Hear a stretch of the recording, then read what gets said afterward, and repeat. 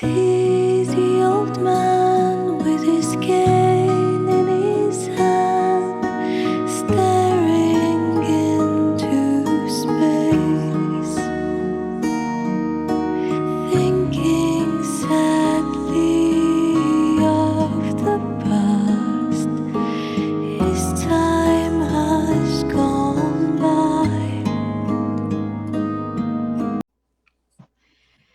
Olá, boa noite a todos, aqueles que vão chegar, aqueles que estão presentes. Temos aqui eu, Vani de Alcântara, com minha amiga Ângela Espessotto e o Murat, né? E algum tempo a gente deixou de fazer as lives, né? Devido ao próprio acontecimento do país. Mas agora nós estamos voltando com tudo. Somos as garotas, as mulheres fora da bolha, tá bom? Então, vamos lá. Boa noite, dê seu boa noite, Ângela, depois a Iu, dê seu boa noite, e aí a gente já começa a transmissão. E aí, boa noite a todos, boa noite, Yu, boa noite, minha querida Vani. Essa é uma grande satisfação, é uma honra estar aqui de volta, é muito bom a gente poder falar, é muito bom a gente poder também ouvir vocês. A gente, né, mulher, eu acho que não é só a mulher para ser dona de casa, a mulher também tem o direito, né, de poder falar, de poder expor a sua opinião, de poder acompanhar o que está acontecendo no mundo de hoje. É com você, Iu. Boa noite a todos, boa noite, moças, mulheres, que vão fazer esse programa direcionado a todos, mas é as mulheres que vão falar hoje. Então, pessoal, hoje o nosso tema é que ponto chegou a violência nas escolas. Então, eu fiz aqui um resumo do que está acontecendo para que a gente possa falar e dialogar, porque a Ângela é uma professora, aí uma pessoa assim tem uma sabedoria muito grande, né? Amo essas duas. Então, vamos lá. Em fevereiro deste ano, teve um ataque com bomba caseira em uma escola em Montemor, em São Paulo. Não resultou em mortos nem feridos. O atacante usava uma suástica nazista, eu não sei se vocês lembram disso. No dia 5 de abril, tivemos um ataque na creche, em Santa Catarina, com a morte de 4 crianças, né? Com o atacante, tinha 25 anos, e com passagem pela polícia. Ele já havia atacado o padrasto e matado um cachorro à faca. E no dia 27/3, nós tivemos um ataque em São Paulo por um aluno de 13 anos, deixando uma professora de 71 anos, todos recordam, a professora Elizabeth, e mais 4 pessoas feridas, no bairro de Vila Sônia.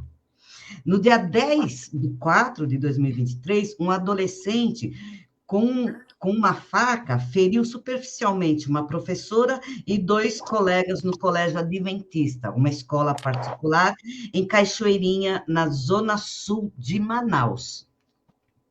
E também no dia 10, um adolescente de 14 anos entrou nas dependências do CEL, né, Centro Educacional Unificado, em Perus, na zona norte de São Paulo. Estava mascarado e portando uma faca e uma arma falsa, essas armas de brinquedo. Então, e no dia 11, né, que foi ontem, 3 estudantes foram esfaqueados por um colega de 13 anos na parte da manhã, em uma escola em Santa Teresa de Goiás, região norte do estado. Após o ataque, o adolescente tentou atacar a professora, que se trancou em uma sala de aula. Fugiu e acabou se trancando em uma sala de aula. Isso está sendo uma coisa que está vindo direta, né? E o que nós podemos fazer?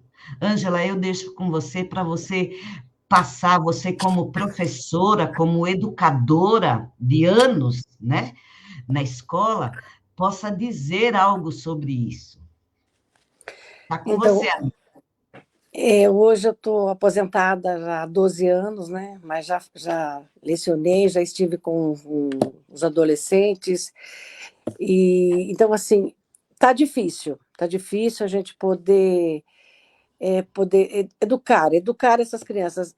Não seria bem essa palavra, educar. Eu acho que a educação vem do berço. Então, eu sempre digo que essa área ela devia ser chamada área de ensino, e não área de educação, porque a educação realmente ela vem do berço. E a única maneira que a gente tem de educar, eu só parto também do princípio de que a gente só tem uma maneira para a gente educar o nosso filho, que é o exemplo. Então, o filho ele vai seguir o exemplo do pai, da mãe, da família. Então, eu acho que essa parte deveria ser área de ensino, né? E eu relatei aqui, eu fiz um resuminho de algumas coisas que eu gostaria de falar. Quais seriam as causas, né? Os motivos que podem levar uma criança a ser tão agressiva, a querer usar uma arma, uma faca, um objeto que possa matar. O objetivo da criança é matar, né?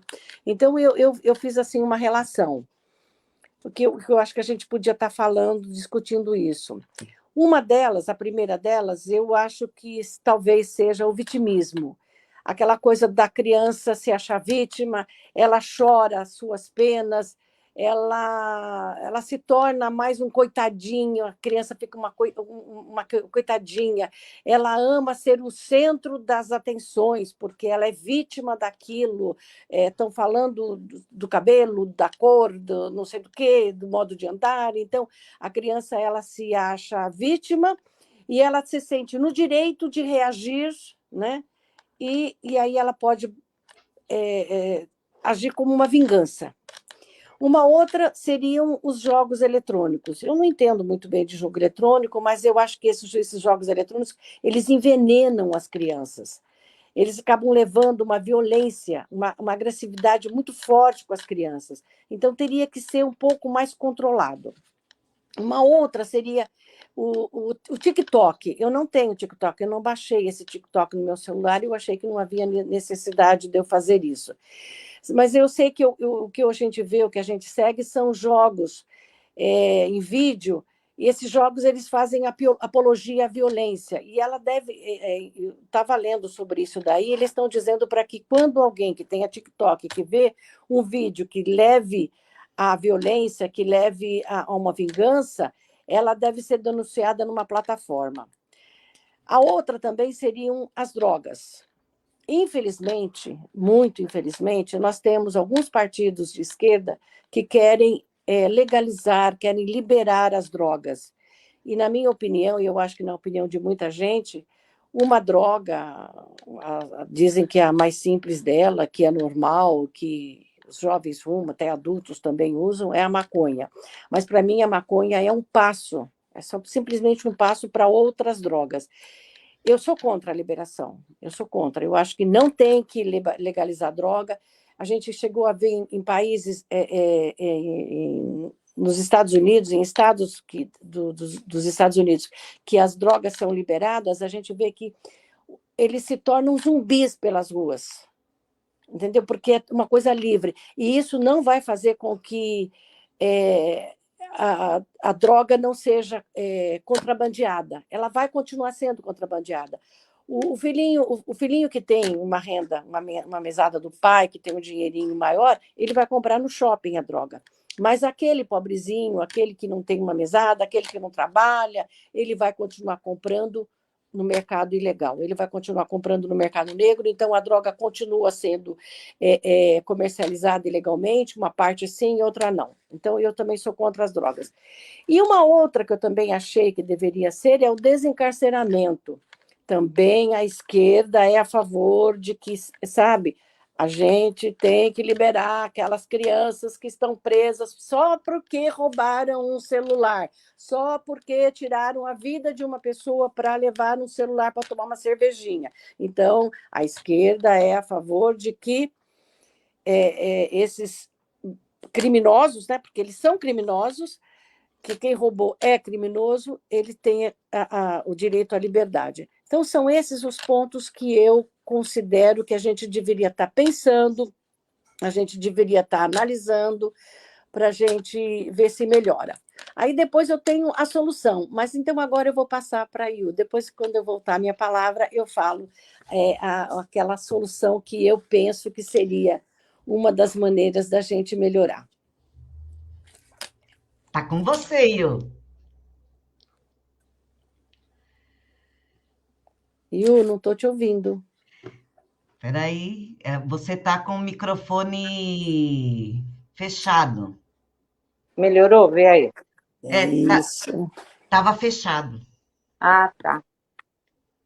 Então, eu para não esquecer detalhes e a gente não, assim, eu não me perder no curso do que está sendo falado, eu também escrevi algumas coisas, né?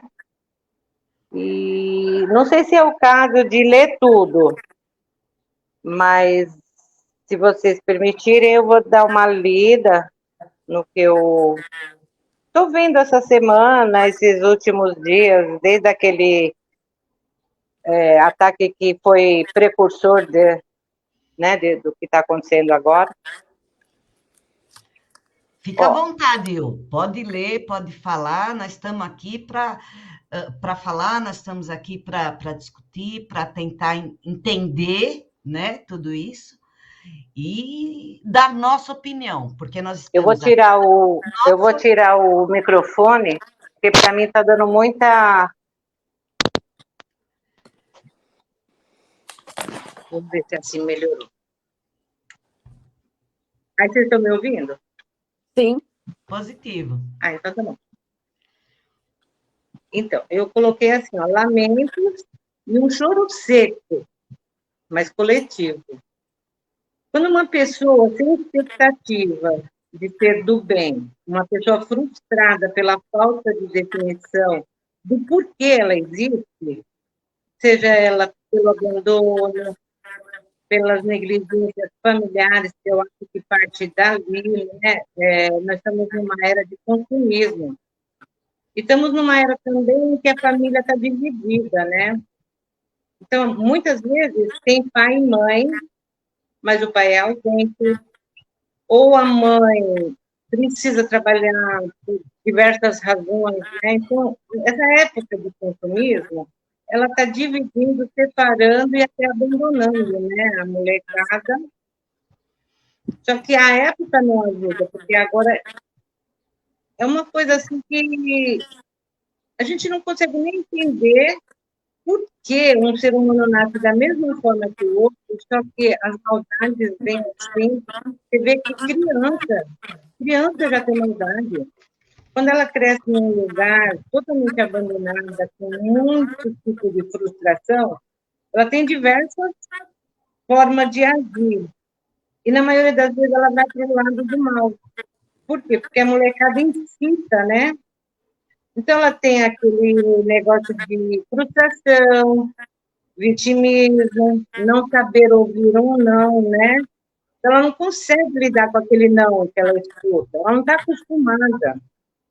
Porque com a falta dos pais, dos educadores de casa, não os professores, com a falta deles, o que eles fazem? Eles compram as crianças. Então, como eu estou ausente, eu dou presente, eu dou dinheiro, eu nunca falo não, que é para suprir a minha ausência. Então, isso daí está virando uma bola de neve.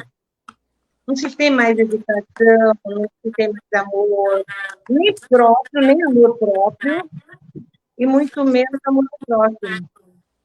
Nós estamos vivendo a pior era. E deixa eu ver se eu continuo aqui, né?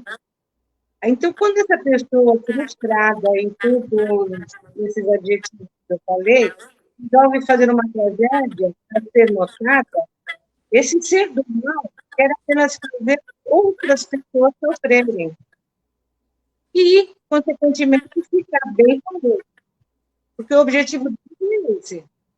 Ele não tem amor, ele não tem uma herança genética de como um deveria se relacionar com o outro. Ele simplesmente é uma pessoa criada sozinha, ele se cria sozinho, jogado ao léu, ao mundo. É claro que eu estou falando de formas que está ocorrendo, eu não estou generalizando, porque tem muita gente do bem, muita gente que é sozinho, mas recebe os conselhos e consegue seguir o que o pai e a mãe ensinam. Mas não são todos, né? A gente sabe. Graças a Deus, o mal é bem menor do que o bem, né? Então, ao decorrer assim, do programa, se a gente puder ir deslanchando esses assuntos, tudo, mas o teor que eu gostaria de passar, eu não sei se eu consigo passar, eu consigo sentir, mas eu não sei se eu consigo passar.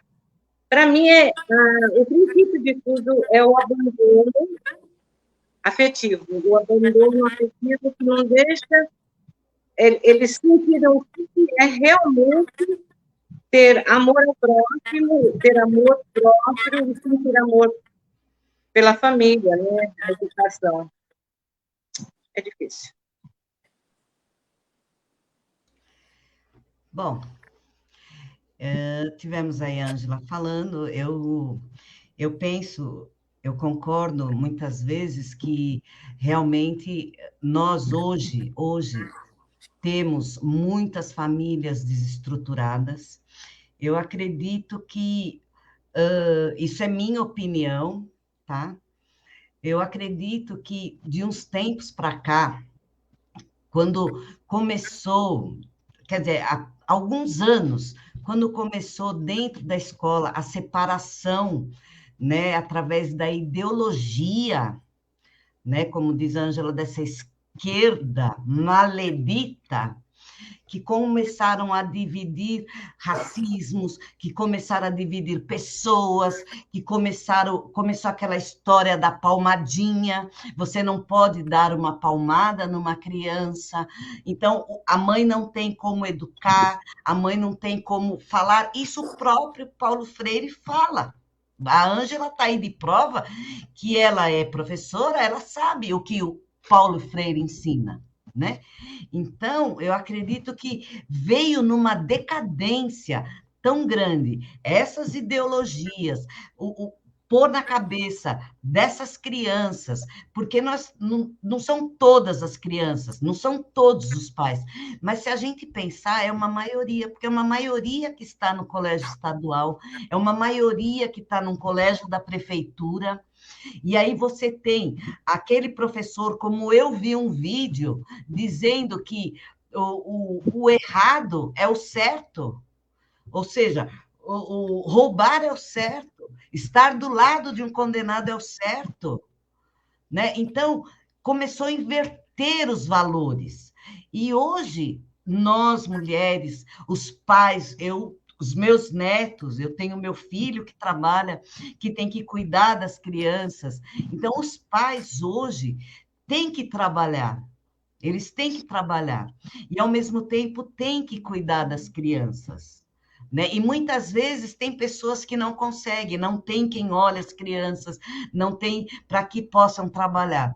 E nossas escolas, para mim, isso é minha opinião, está em decadência há um bom tempo, porque você não pode dizer nada que é bullying, você ofende a criança, e não é assim que funciona.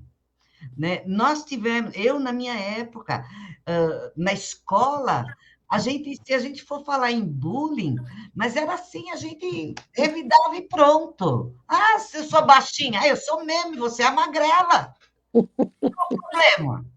Você entendeu? Mas eram coisas de criança, era a inocência da criança. Ninguém falava isso por maldade, ninguém falava, porque todos estavam juntos brincando. Existia muito mais amor, muito mais parceria. Meus pais trabalhavam, meu pai trabalhava, minha mãe trabalhava. Então, a gente ia para a escola, sempre tinha um irmão mais velho que levava, e se não tinha irmão mais velho, a gente ia sozinho e voltava sozinho, isso com 7, 8 anos. Nós tínhamos uma segurança nas ruas, nós tínhamos segurança na porta das escolas. Eu lembro que a gente tinha 7 anos, tinha policiais ali que ajudavam a gente a atravessar a rua, que ficavam nas portas das escolas. E isso foi sendo condenado pela esquerda. Por quê? Por que criança, por que polícia na escola? Isso sempre houve. Sempre houve para o bem da própria criança. O policial estava lá, o farol fechava, eu lembro muito bem disso. Eu tinha 6 anos, eu entrei na escola com 6 anos de idade. Eu ia sozinha para a escola. Então, você chegava lá, você ia pela calçada, aí tinha um farol na frente da escola, onde tinha um policial que ele te ajudava a atravessar.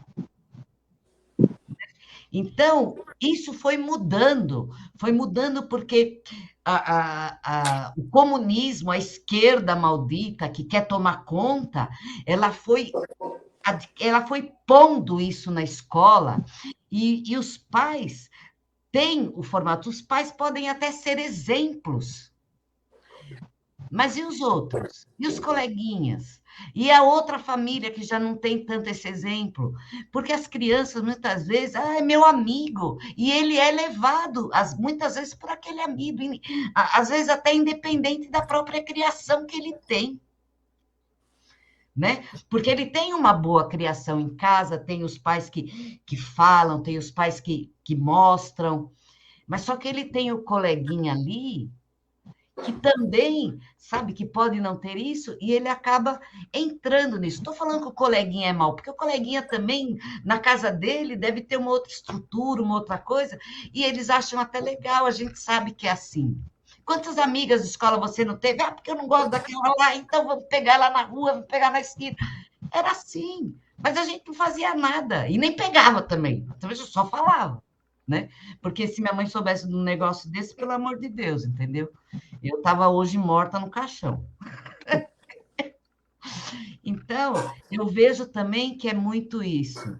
Os pais têm que orientar, sim. Agora, com isso daí, como disse a Ângela, esses vídeos que passam para a criança a violência, né? Eu vi um vídeo outro dia, eu até procurei e não achei, de uma médica, de uma cientista, que hoje eles estão fazendo músicas para essas crianças, você entendeu? Que tem coisas subliminares, que dão o efeito, atingem o cérebro em kilohertz, um negócio assim, eu não entendo muito bem, que entra no cérebro da criança, é como se ela estivesse usando uma droga. É como se ela estivesse usando uma cocaína. Eu vi esse vídeo, eu procurei e não achei para passar. Mas foi uma cientista, ela estava falando para os pais, ela estava numa reunião com os pais, inclusive é uma americana, não é uma brasileira.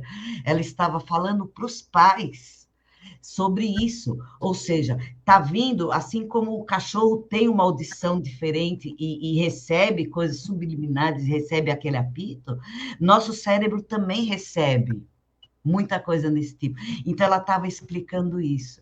E isso é uma coisa muito perigosa também hoje, além das drogas, além da liberação da maconha, além do coisa, nós temos aí outras drogas, a cada semana que passa, drogas novas que vêm, né?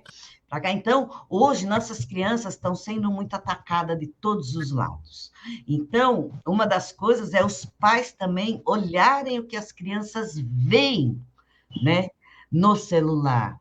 E é como a Ângela e a Yu falou, os pais têm que sim, têm que tomar cuidado, tá certo, eles estão cansados, mas eles não podem esquecer que os filhos são as bênçãos da sua vida, que os filhos são aquilo que a gente mais ama no mundo, são nossos filhos, são nossos netos, é nossa família, né? Então, de ver como esses meninos conseguiram sair de casa, esses meninos, esses adolescentes de 13, 14 anos, com faca dentro da mochila. Sabe?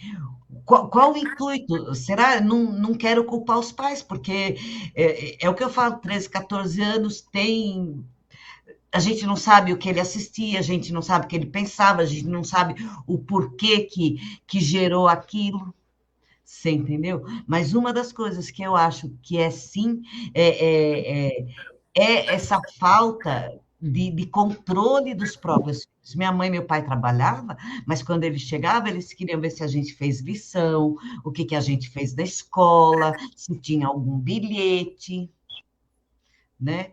Então, eu acho que, por mais cansada que o pai e a mãe esteja, eu acredito que tem sim que olhar e ver, porque hoje está muito perigoso para as nossas crianças, não é só meus netos, não, é para todas as crianças do Brasil. Está com você, Ângela. É isso aí mesmo, minha amiga, é verdade. Eu fiz os 4 anos do meu ginásio, né, que hoje é o Ensino Fundamental 2, à noite. E a gente ia de ônibus e saía às 11h30 da escola para pegar o ônibus para vir para casa. E eu te digo, nos anos 60, eu fiz o ginásio. Nunca, nunca eu sofri nenhuma violência. Nunca a gente teve um assalto, nunca a gente teve nada, não tinha essa violência. A gente podia andar à noite sem problema. E os tempos mudaram. Então, agora eu vou ler, né, o que eu preparei aqui, que seriam assim uns atos que a gente poderia estar fazendo para melhorar, né? Seria alguma coisa, uma tentativa para ver se a gente conseguiria dar uma diminuída nessa violência nas escolas. Eu parto do princípio sempre a família, né? Deus e família. É necessário que os pais ouçam seus filhos, que eles fiquem atentos aos sinais de que podem estar assustados, apreensivos e também com medo, porque se a criança começa a mostrar uma apreensão diferente, alguma coisa, para a mãe tentar ver. Eu sofri bullying também, pelo meu sobrenome. Veja bem aí, meu sobrenome Espessuto. O que você pode imaginar para isso? Espeta osso. Espeta osso. Veja bem, eu era chamada de espeta-osso isso no primário. Então, você imagine uma criança pequena, com 7, 8 anos, sendo chamada de, chegou a espeta-osso. Claro que isso me revoltava. Isso me gerava um ódio, né? Eu lembro disso. Eu lembro que eu tinha raiva quando alguém me chamava de espeta-osso e ficava rindo. Mas era um problema que eu tinha que resolver. Eu chegava em casa e contava para minha mãe falava assim, você que tem que resolver isso, você que tem que conversar com seus amigos, é você que tem que ir lá solucionar esse espeta-osso. Ou então aquilo que você falou, te chama de baixinha, e você que é magrela, e você que é gordinha. Então, sabe, a gente tem que tentar retrucar e tentar levar, para não carregar isso como um vitimismo na face da gente. Então, voltando aqui à família, o diálogo na família é muito importante. Quando a família se reúne, começa a fazer perguntas e respostas, juntos encontram respostas melhores. Há uma outra maneira que as escolas poderiam estar fazendo seriam câmaras de segurança. Muitas escolas já têm. Já na minha época, ainda quando eu estava em sala de aula, a gente já tinha várias câmaras. Eu acho que agora deve ter um número maior. Mas então as câmaras elas são importantes. Elas depois, se acontecem esses incidentes, começa a se olhar na câmara para ver onde houve o erro, onde houve o acerto. Estão se falando em botão de pânico. Eu não sei como funcionaria esse botão de pânico. Eu já ouvi falar em botão de pânico em bancos. Porque teve uma época aí que os bancos eram assaltados quase que diariamente, em uma cidade aí do Brasil tinha um banco sendo assaltado. Então, eles falaram em botão de pânico ligado diretamente com uma delegacia mais próxima. Não sei se essa seria uma solução, não sei, eu não sei se isso funciona. A outra seria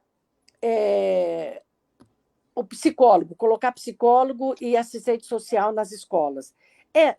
Os psicólogos, o assistente social, eles são mediadores, eles estão ali na raiz, né, na relação do conflito. Eles sempre são bem-vindos, então sempre ajudam, é sempre uma ajuda bem acolhedora para as crianças que estão necessitadas.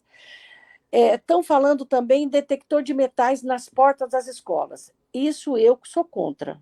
Eu acho isso um transtorno. Você imagine aquelas portas de rodar e que você tem que entrar ali e você não entra com o celular, você não entra com uma chave da tua casa, você não entra com uma bolsa que tem, as meninas geralmente carregam uma bolsa que tem algum metal, não vai entrar, então vai e volta, sabe? Igual esse tormento que a gente tem em alguns bancos, que eles colocam parece que o guarda fica olhando. Se ele acha que você é suspeita, ele começa a te barrar para você ir tirando tudo da tua bolsa para ver o que você tem dentro. Parece que é isso. Porque não é possível, toda vez que eu vou, ele tenta me barrar, aí eu tiro o celular, tiro chave. Você tem guarda-chuva? Você tem a bolsa, sabe? Então, quando eu vou para banco, eu procuro levar o mínimo de coisa possível, deixo chave com alguém, deixo chave em carro, sabe? Tentar se livrar para não ter aquele transtorno na porta para entrar no banco. Agora, você imagina isso nas escolas, para professor entrar, para funcionário entrar e para os alunos entrarem. Então, essa eu acho que não seria uma solução colocar um detector de metais, que vai ser um transtorno. E eu acho que a última solução que eu elenquei aqui é militar, colocar militar nas escolas. Nenhum desses assassinos, porque eles são assassinos menores ou maiores, são assassinos. Quando ele parte com uma arma na mão, com a intenção de matar, ele é assassino. Então, esses assassinos, eles não foram em nenhuma escola militar. Nós temos escola militar de norte a sul do Brasil, são poucas ainda, né? Mas nós temos. Eles não foram ali. Por que eles não foram nessas escolas? Nessas escolas tem criança, porque lá dentro tem bastante militar armado. Tudo bem que talvez eu acho que eles não entram na sala de aula com a arma, mas a arma deve ficar em algum canto lá dentro. Então, eu sou a favor e totalmente a favor de que as escolas coloquem dentro delas, na porta, na hora de entrar, na hora da saída, dentro, passear no pátio, um militar armado. Eu sou a favor disso. Eu sou. Eu acho que o militar ele tem que estar lá dentro, é uma presença, e a escola hoje ela está num ponto que vem da herança de Paulo Freire, que considera o professor um opressor. E ele considera o aluno um oprimido. Então, a partir do momento que o professor é um opressor, né, na linguagem de Paulo Freire, o professor ele é o que ataca o aluno, ele é o que agride o aluno, ele que maltrata o aluno, e o aluno é o oprimido. Então, o aluno se considerando oprimido, o que ele faz? Ele vai tentar fazer o mesmo que ele acha que o professor está fazendo com ele. Então, é ele que está atacando o professor. Essa filosofia de opressor e de oprimido é o que acabou, um dos pontos que acabou com o nível dentro da sala de aula. Então, a partir do momento que o aluno acha que ele é o oprimido, ele vai tentar se defender. Eu sou oprimido, eu vou me defender. Eu sou uma vítima, eu vou tentar me defender. Então, isso daí fez com que os alunos se armassem mais ainda. E um outro detalhe, só agora, para a gente comentar, tem até um quadrinho aí, que eu vi num dia desse no Twitter, dizendo assim, a mãe, ela vê uma nota baixa com o filho, e aí a mãe vai agredir a professora. Por que você deu essa nota para o meu filho? E antigamente, quando a mãe via essa nota baixa, a mãe ia cobrar do filho. Por que você tirou essa nota baixa? Não é, Vani, quando a mãe cobra da gente? A mãe cobrava a nota baixa do filho. Eu também tirei nota baixa. Eu fui uma aluna normal. Eu também tirei nota baixa, tirei nota alta, fui obrigada a estudar. A gente foi normal, eu não fui uma exceção. Mas a minha mãe cobrava. A minha mãe cobrava a nota baixa de mim. Hoje, os pais vão cobrar dos professores por que o filho dele tirou nota baixa. Entendeu? Então, há uma inversão muito grande nas escolas com essa filosofia de Paulo Freire. Depois que Paulo Freire entrou, depois que se colocou Paulo Freire, a educação afundou. Acabou a educação. Acabou essa área de ensino. Infelizmente, é isso. Talvez, Yu. Aí depois eu vou passar os comentários do pessoal aqui. Mas fala aí você. Eu vi a Ângela falando agora de quanto era segura a nossa época, a época que a gente estudava, né? E às vezes a gente saía de madrugadinha para ir para a escola, nem sempre a mãe levava, mas a gente ia sossegado. E não era só para criança, a segurança era geral. Era para ir trabalhar, era para ir para a escola, era para voltar da escola, era para passear. E eu acho que isso daí foi se perdendo quando as pessoas começaram a desrespeitar as autoridades. Porque antigamente a gente via uma viatura, mesmo a gente que não era bandido, a gente já falava assim, nossa, que medo. Eu, quando passava a polícia, por um lado a gente ficava feliz, né, porque a gente paquerava, né, os policiais bonitinhos.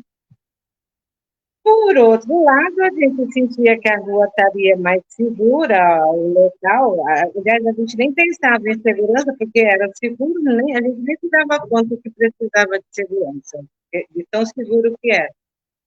Mas aí, o que aconteceu? A molecada começou a enfrentar a polícia, bater na cara do policial, bater na cara do professor. E aí é onde chega aquela parte que eu estava falando. Tudo isso é falta de exemplo de dentro de casa. Porque, como a amiga está dando um exemplo, o menino tira uma nota baixa, ela vai lá cobrar da professora por que o filho tirou nota baixa. Ela não põe na cabeça dela que, na verdade, era ela que tinha que orientar, ajudar, procurar onde o filho está perdido para poder ajudar, ir lá conversar com o professor e ver qual é a matéria que ele precisa de um reforço, né? Não, mas é a inversão, é assim mesmo. Ela culpa quem não tem culpa e absolve aquele único que realmente teria a culpa, que é a orientação dentro de casa, dos pais e do próprio sujeitinho, né? E ele também tem que se esforçar, ele também tem que mostrar interesse na escola, interesse em ajudar os pais dentro de casa, já que os pais trabalham. Mas não, deixa meu filho à vontade. Quando eu chegar, eu faço tudo. Se der nota baixa para o meu filho, eu vou lá e arrebento a professora. Meu filho é o príncipe, ninguém pode falar não para os meus filhos. E assim, foi aí que a gente perdeu. Quando a gente permitiu que os filhos da gente fizessem malcriações, como eu estava falando, para a professora, para as autoridades, para vizinho, para o pai, para os tios, os parentes, a gente permitiu. E foi aí que foi desenrolando tudo isso. Aí vem depois uma coisa que ficou fora do controle, que não se tem mais controle, porque hoje a molecada não respeita mais mesmo, e entra nessa paranoia. Ah, eu sou tal. Bullying? Você era chamada de peca-osso, amiga? Você não tem noção do que eu passei. Imagina, meu nome é Iltra. Não sou brasileira. Não tem noção do que já aconteceu comigo. E estou viva, estou inteira, porque na minha época era obrigado a gente ter amor, respeitar. Eu ia para a escola para aprender, não para agredir amigos. Aí de mim, se eu arrumasse confusão, chegava em casa e apanhava. Por quê? Porque a minha mãe não era violenta, mas ela queria que o filho dela fosse direito, a filha dela fosse direita. Mas ela ia para a escola perguntar o porquê, como começou, e, né? Para saber entender. E chegava em casa, era outra cena, entendeu? Mas porque ela me odiava? Não, ela me amava, era por isso que ela me corrigia. Entendeu? Então, eu acho que, assim, a gente não pode ser taxativa, mas eu sou meio chata. A pessoa se perdeu mesmo com a falta da estrutura familiar. Começou a se degradar demais, o alicerce não sendo firme, não tem para onde recorrer quando precisa, não tem raiz, né? É muita criança que não sabe nem quem é o pai, e eu não estou discriminando, é que a população é gigantesca. Então, tem todo tipo de família. Tem família só de pai, tem família de pai e mãe, tem família que os pais não têm condições de abandono dos filhos, então tem diversos tipos de família. E aí é onde o caminho foi se perdendo mesmo, e infelizmente nós estamos nessa situação, sem saber para quem recorrer.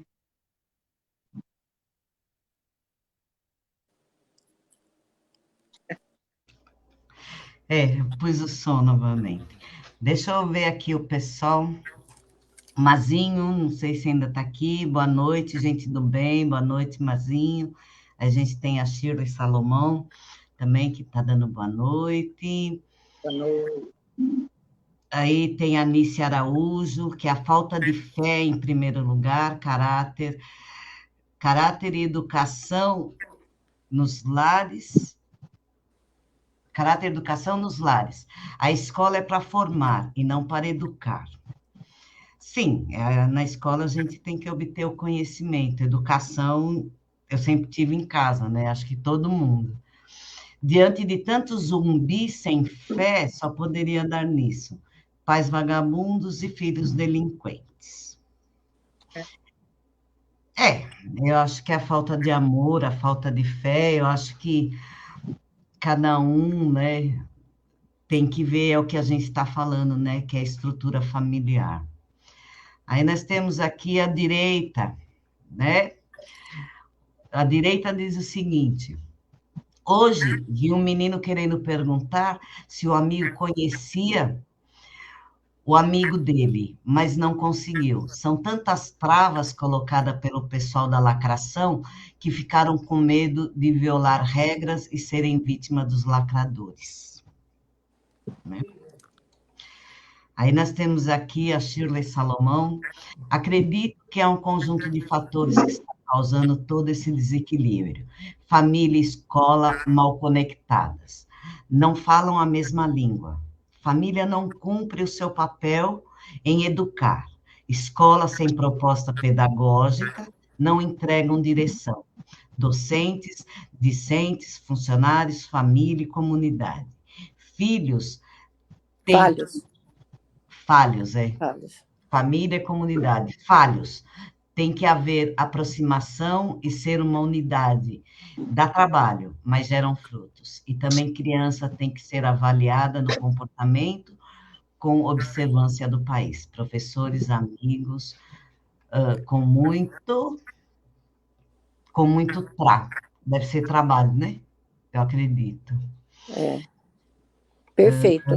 Perfeito mesmo. Fantástico isso. Perfeito. Aí nós temos aqui a Shirley Salomão. Acredito que é um reflexo de quem está no poder. O atual presidente aliado ao CPX, com o ministro amigo de facção, não é referência para os jovens.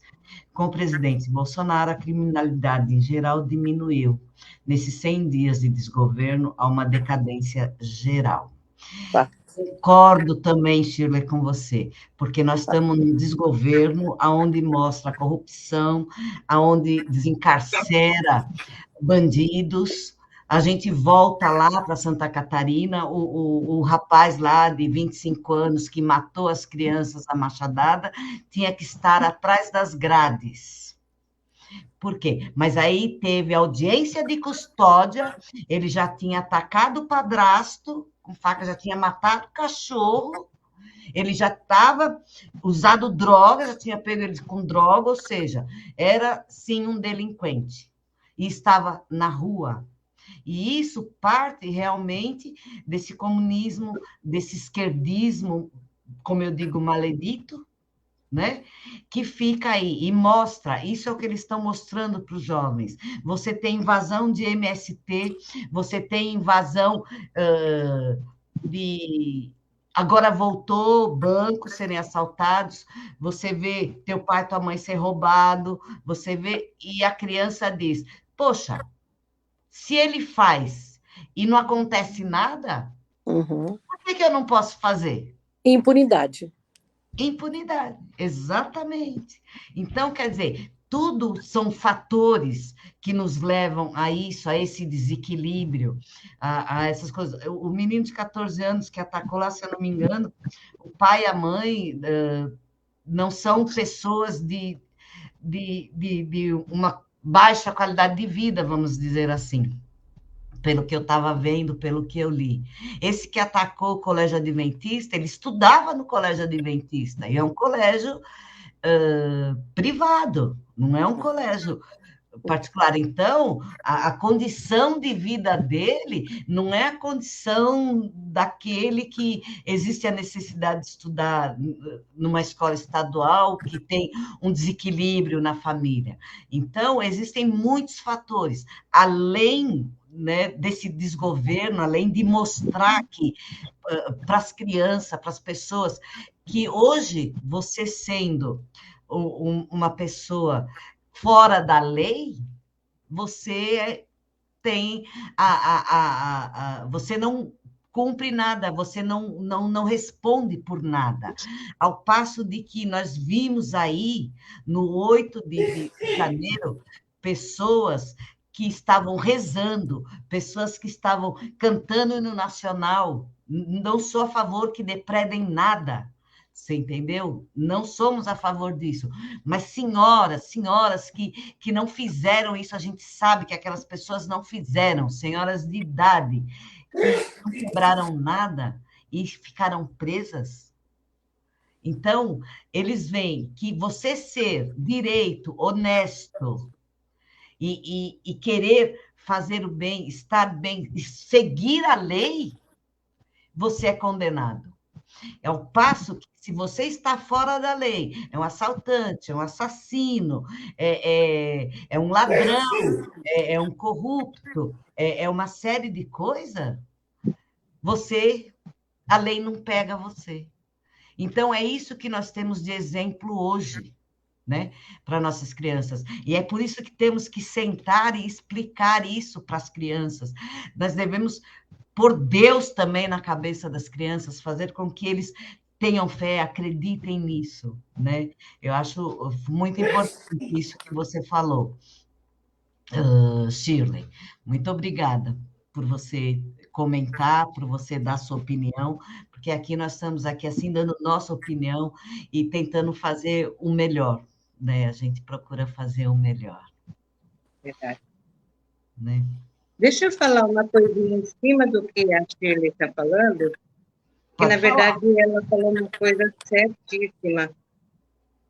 Quando a pessoa tem um poder hierárquico, porque tudo tem o poder, o município é prefeito, o estado é governador e presidente, né?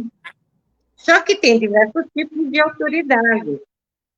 Quando a autoridade maior do país é ladrão, é um convite, é um desestímulo para quem estava se estimulando. Olha aqui, o crime compensa, para que eu vou estudar tanto? Ele é analfabeto e deu certo, ele é ladrão e saiu da cadeia, agora voltou a ser presidente, já foi presidente e analfabeto. Ladrão, destruiu o país inteiro e voltou a ser presidente. Isso não é um desestímulo? Quem está lutando, que paga a faculdade, paga a condução, deixa a casa dela, aquele cansaço, sai do serviço, vai para a escola, eu levo para assim, para que eu estou me matando? É claro que eu não estou querendo dizer com isso, pelo amor de Deus, não é um conselho. Eu estou falando que o exemplo vem de cima. Uma vez que o presidente é ladrão, a molecada de cabeça fraca vai achar que é muito mais vantajoso que o ladrão. Para que ele vai se esforçar tanto? Então, está tudo errado. Nós estamos com o ministro da Segurança, que é um bandido, ele desviou verbas e agora ele quer dar de puritano, que nunca roubou. Não, ele é um ladrão também, quando ele era governador lá do Amazonas, do Manaus, sei lá onde que era aquele. Deixa pra lá.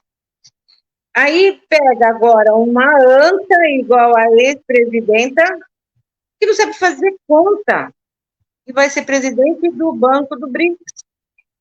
Mas ganha 220 mil.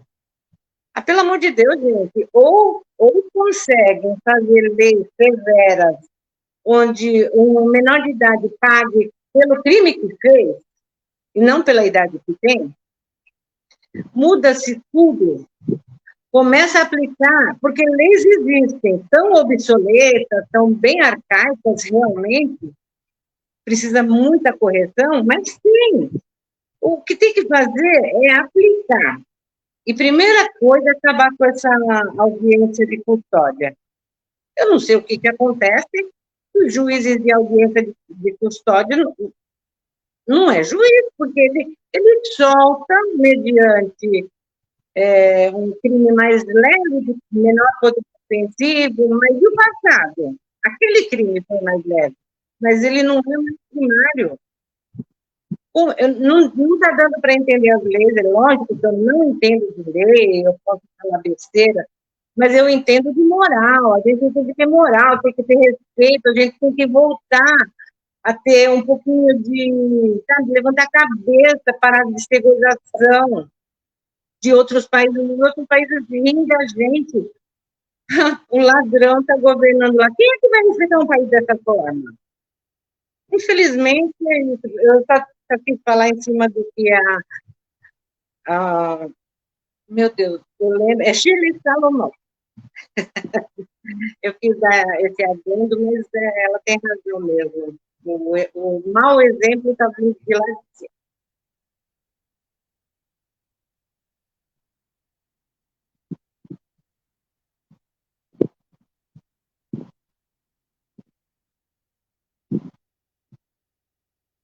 Aqui, assim. Sua Aí voz não está saindo.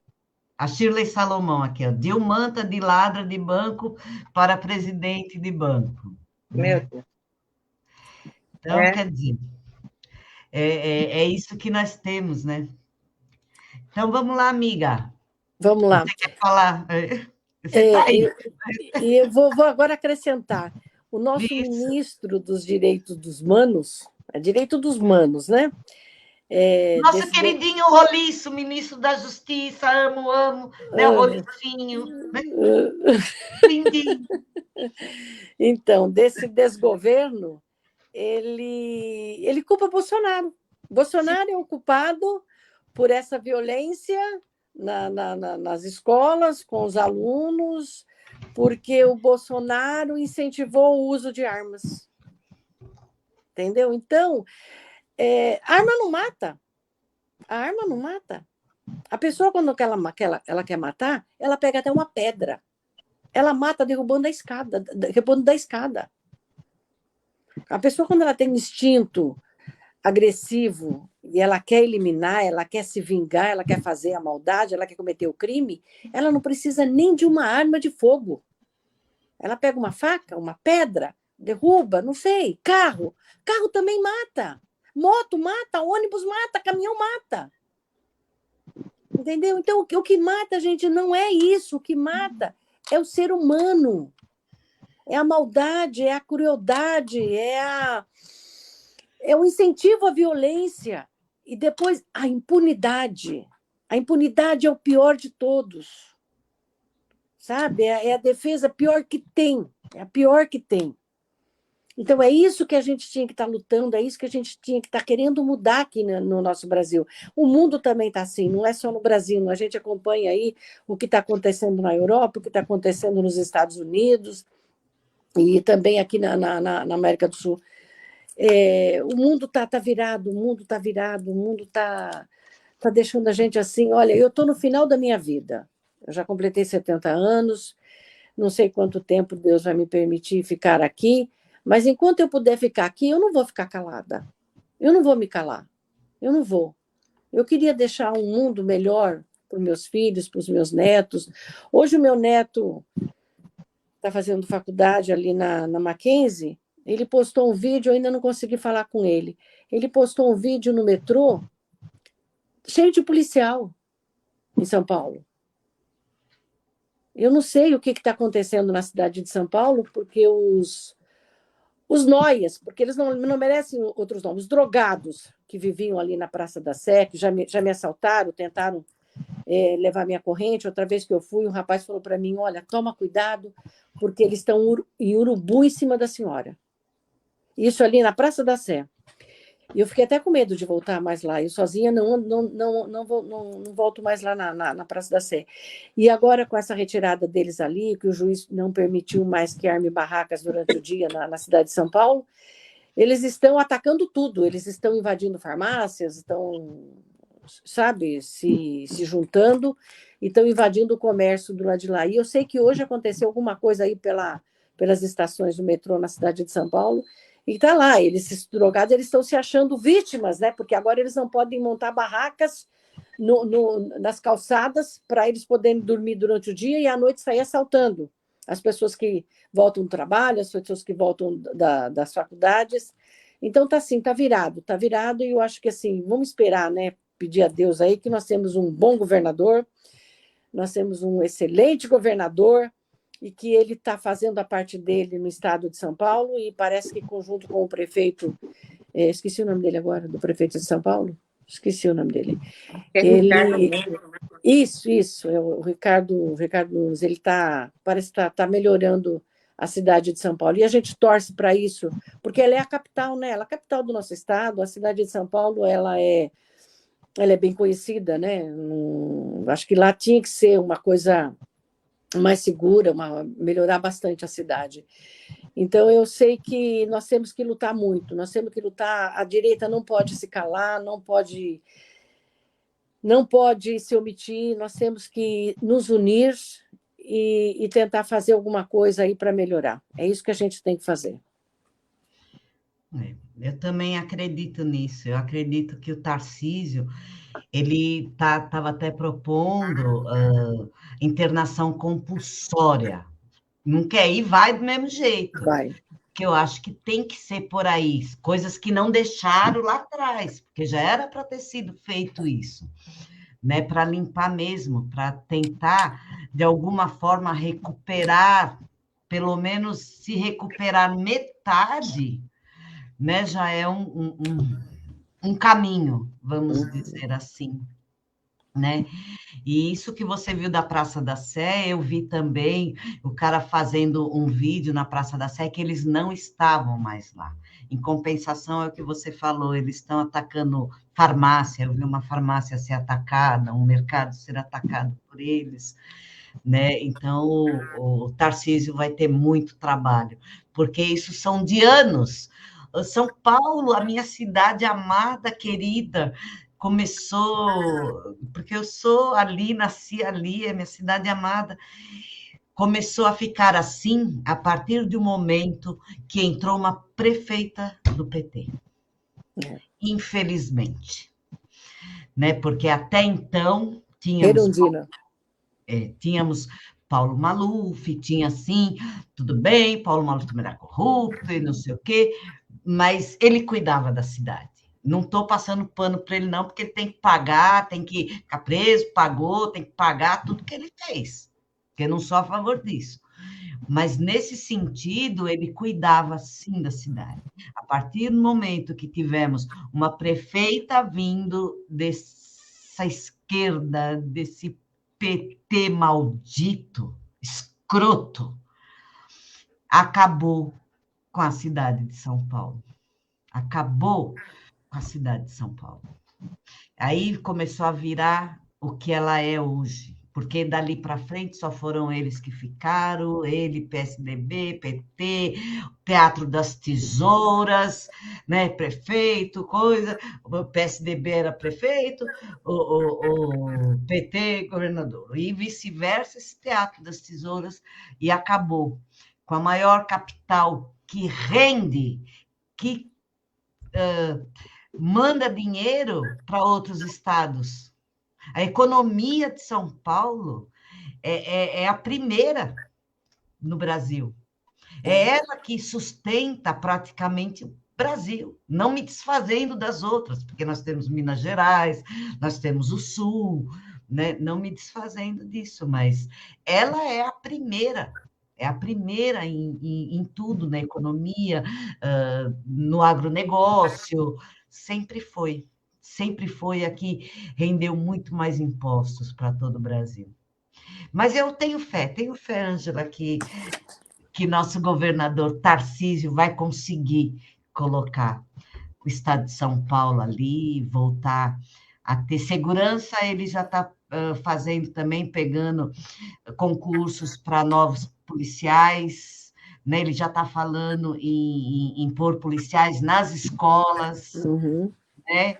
Então, eu acredito, eu confio no governador, eu confio no Tarcísio, né? Apesar que tem pessoas aí da direita, porque ele vai e conversa com o Lula, porque ele vai... Gente, ele é um político, ele está ali, ele precisa conversar, ele precisa saber, ele precisa estar presente em alguns eventos. As pessoas têm que saber diferenciar, né? O que o político, ele tem que ser político na hora de ser político, mas ele tem que ter o punho de ferro na governança dele. Então, existem muitas diferenças aí. Eu já vi gente falando mal de Tarcísio. Porque foi lá, estava com Lula. Ele tem que ir. Ele é um governador. Então, ele precisa estar não alinhado ao governo federal, mas ele precisa ter a parte dele ali. Mesmo que ele não concorde, ele não vai fazer negócios sujos, que a gente sabe disso, né? Mas ele tem que estar ali, porque ele é uma pessoa pública e ele não pode simplesmente falar não vou. Não é assim que funciona a política, e as pessoas precisam aprender isso também, né? Então, temos aqui a Shirley novamente, Sheila Salomão, Ricardo Nunes. Padre Lancelotti. Aqui, ó. Padre Lancelotti sempre cuidou dos moradores de rua, mas a proposta do Tarcísio é recuperar a dignidade dos moradores, empregando, dando curso, capacitação, internando. É isso mesmo, é isso que a gente estava falando. O PIB de São Paulo é o mais alto do Brasil, é bem por aí mesmo, né? Na verdade, nós paulistas e paulistanos, né, sustentamos uma boa parte do Brasil que não tem tanta renda assim, que não tem produção, né? Agora que o Nordeste ia começar a produzir, né, com o nosso Chico, né, o Rio São Francisco, aí cortaram, fecharam as comportas. Esse governo, esse desgoverno, fechou as comportas e agora vai cobrar pela água. Agora que você vê que estava começando a desenvolver. Então, eu, com a graça de Deus, acredito que esse desgoverno não vai durar muito, não. Eu tenho aqui meus caramunchinhos, assim, na cabeça, que não vai demorar muito, não. E por isso é o que a Ângela fala, a gente tem que lutar, a gente tem que se unir, a direita tem que se unir, nós temos que lutar pelas crianças. Vamos se unir, vamos fazer, amigas, lives assim, procurar tentar fazer semanalmente nesse horário. A gente tem que falar também sobre a pedofilia com as crianças, as drogas com as crianças.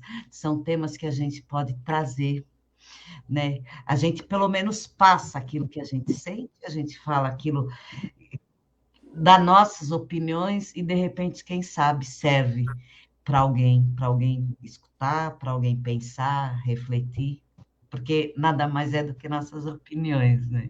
Então, ninguém pode falar, a gente não vão censurar-nos, porque não estamos falando mal de ninguém, né? A gente só está falando o que acontece e dando a nossa opinião, né? Ô, Tibério, e aí, meu amigo Tibério? Boa noite, querido, boa noite a todos.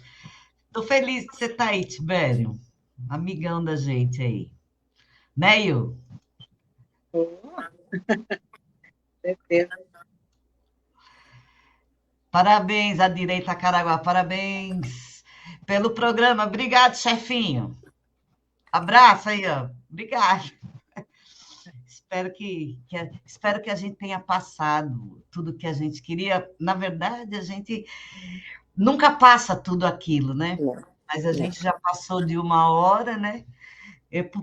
eu acho que pela gente a gente ficaria aqui, mas meia hora, porque é muita coisa para falar, é muita coisa para a gente passar, para a gente refletir, para que as pessoas reflitam. Nós mesmos, nós estamos aqui também aprendendo, nós não sabemos nada.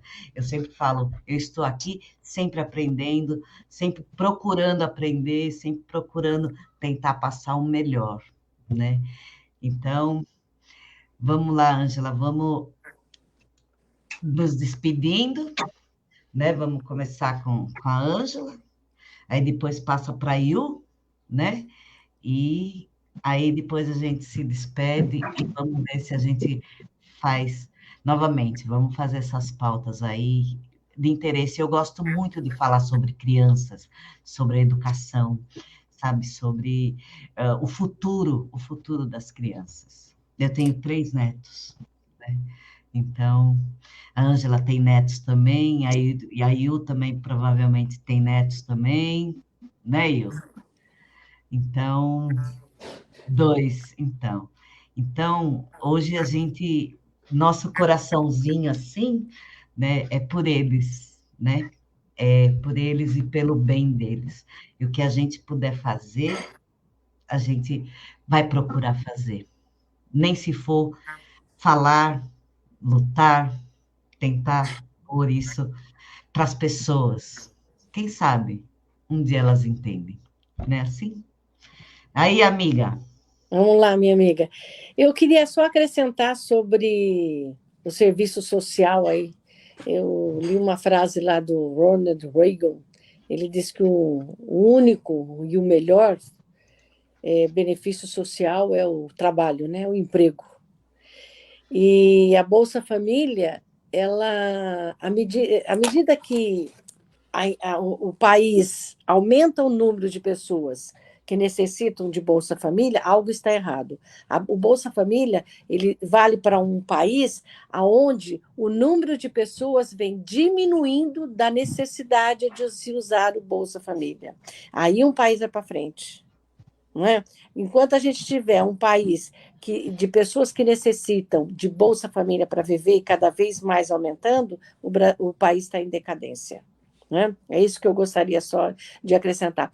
E um outro tema que a gente podia estar falando para a próxima semana, se Deus permitir, é sobre a pedofilia, né? Aquele vídeo de um líder religioso que algumas pessoas, até eu cheguei até um pouco a admirar, sabe? Frases ditas por ele, e eram frases bonitas, eu cheguei a compartilhar, porque a gente gosta de ouvir o que é bonito, né? A gente gosta de compartilhar aquilo que é saudável, aquilo que é esperançoso, porque a gente vive com a fé e com a esperança. Isso aí é o que move, né? É o que move a gente, para a gente continuar vivendo aqui nessa terra. Então, a gente tem esse assunto aí que está bom para a gente poder dar uma discutida numa próxima semana aí, se Deus permitir. E aí, assim, eu vou agradecendo aqui a você, minha querida Vania, minha querida amiga Yu, foi um prazer enorme, assim, muito saudável, uma conversa, assim, e o mais importante, uma conversa sincera, uma conversa honesta, sem nenhuma demagogia, sem nenhuma vontade de querer ser aquilo que a gente não é, né? A nossa transparência aqui é fato, e a gente é o que a gente é aqui, né? A gente não está escondendo nada, né? E assim, vamos lá, gente, com fé em Deus, e que a família nos une, que sabe, que muitos lares aí, que Deus faça com que muitos lares não sejam desunidos, que eles se unam mais para criarem os filhos com as bênçãos de Deus. É assim que a gente pede nas nossas orações. Um beijo para vocês e até a semana que vem, se Deus permitir. Espera um pouquinho, deixa eu só pôr aqui. O Tibério pôs mais um comentário do que a gente estava falando. O assistencialismo faz parte do socialismo. O Brasil precisa de geração de empregos, mas estamos vendo cabides sendo distribuídos. Uhum. É bem por aí mesmo. Bem né? por aí. E aqui eu tenho dar um beijo para Zenite Moreira, parabéns, pena que passou tão rápido. Obrigada, minha querida, minha linda. Amo você, é minha prima do coração. Ai, meu Deus. Amo você, Zé. Tá bom? Agora, É, antes de qualquer coisa, eu quero agradecer a Deus, porque tudo que a gente tem feito sempre é com permissão dele. E ai, é Dalai Lama, né?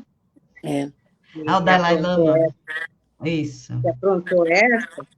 Ele só é mais um que as pessoas deixam de seguir a Deus para seguir uma pessoa que come, feijão, arroz e feijão. Perfeito é só Deus. Procura saber o que Deus quer de cada um. A resposta vem assim, exata, não tem erro. Procura Deus. Não fica procurando o ser humano, não. O ser humano é falho demais. A gente pode se reunir para falar da palavra de Deus, mas nunca colocar a nossa vontade acima da vontade de Deus, né? Aí eu queria agradecer a oportunidade, a paciência que o pessoal tem comigo, né, com as minhas opiniões, mas é só minhas opiniões. Às vezes a gente se reúne porque é bom ouvir. Eu gosto de ouvir a opinião dos outros para saber se o que eu estou pensando, eu estou no caminho, eu posso me consertar com uma opinião de outra pessoa. E, mais uma vez, ninguém é perfeito, né? A gente só tem que colocar uma ideia aqui, outra ali, para a gente absorver o que há de melhor no ser humano. Tá difícil? Tá. Mas é só pedir a Deus que Ele dá a direção. Obrigada pela oportunidade. Então, tá aí, pessoal. Boa noite a todos. Obrigada, minha amiga Ângela, querida. Obrigada, minha amiga Iu, querida, sim, do meu coração. Minhas amigas que me ajudam aqui. E é isso, a gente tem que ter, assim, o Criador no nosso coração. O Criador como uma centelha divina dentro de nós, né? Então, eu dou boa noite a todos, que Deus abençoe a todos. Sou grata pela Ângela, sou grata pela Iu, sou grata por todos que participaram aqui. Que Deus abençoe a todos. E não podemos esquecer que Deus habita em nós. Deus é tudo, nós somos criaturas de um Deus criador, de amor, de bondade, de esperança, de fé. E Ele habita dentro de nós. Boa noite a todos e muito obrigada. Gratidão. Amém.